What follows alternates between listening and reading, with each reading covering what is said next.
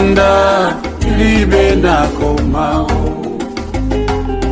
kumanda libe nako nukira, kumanda kondigo mesaineyo.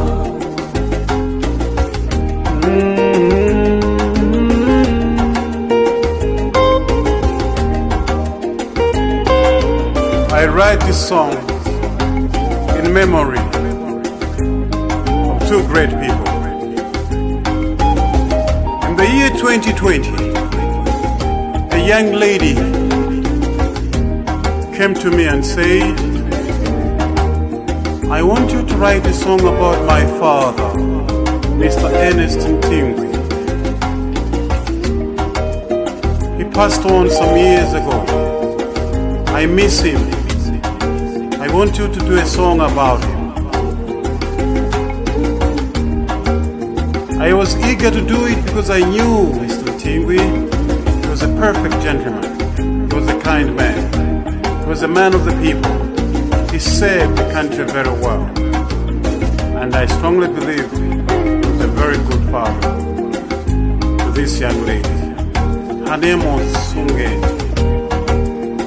The most painful thing, before I finished writing a song about our father, Sungeni passed away as well. It was a painful situation that a song which was supposed to be a dedication to Mr. Ntingwi coming from Sungeni is now a dedication to both Sungeni and Mr. Ernest Ntingwi. Abwino sakala Kumanda mlimena kwa mawe. She was my great fan. She patronized my show. She supported me as a musician. I pray to God abuye umisani mizimu yao. Kumanda libe nako mao, kumanda libe nako mao. Na li la li la li la, li la li la li la. Kumanda libe nako chichewa, kumanda libe nako chichewa, kumanda libe nako.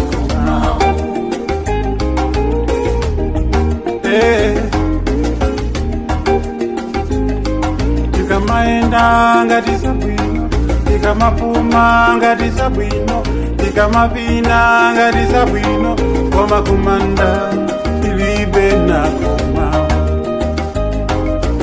kumanda tilibe nako mao.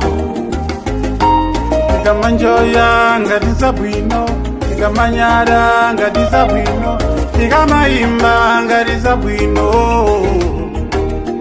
libe nako kumanda libe nako chichewa. May their beautiful souls rest in peace.